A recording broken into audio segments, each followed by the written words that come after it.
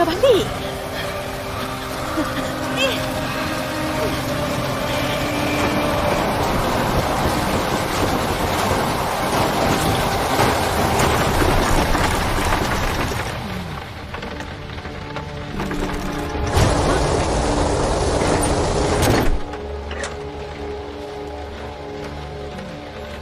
Mana budak-budak ni tak balik-balik?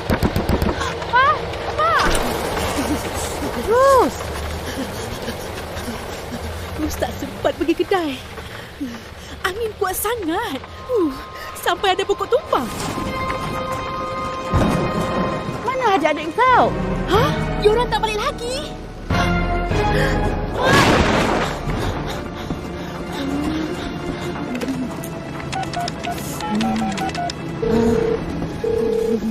Hello? Alang, Upipin tak balik-balik lagi. Ha? Tak balik lagi? Yelah.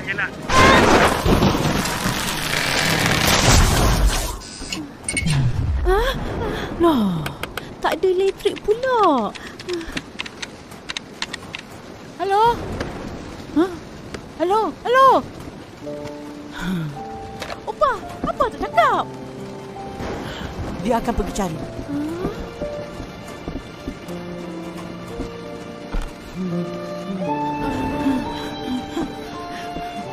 Opa.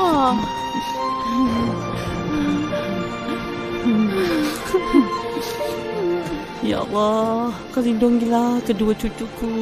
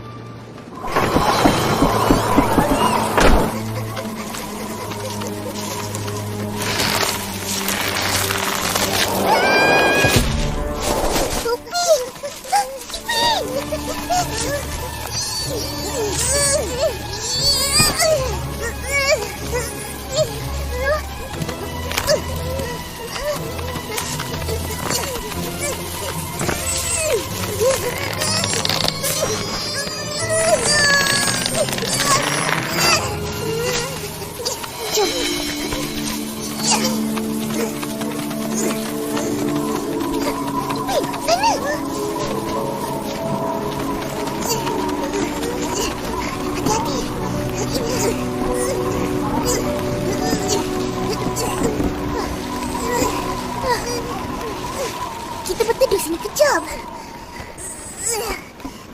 Tapi Opa dengan akak mesti risau. Baik kita balik cepat. Macam mana nak balik?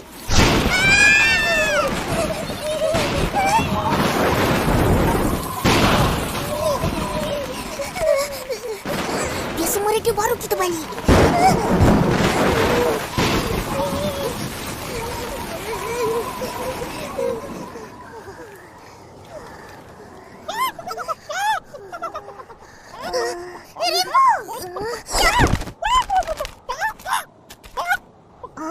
Rimbo ajak kita balik.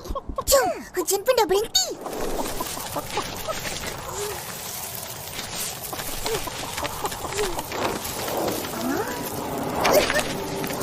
Apa yang terbang-terbang tu?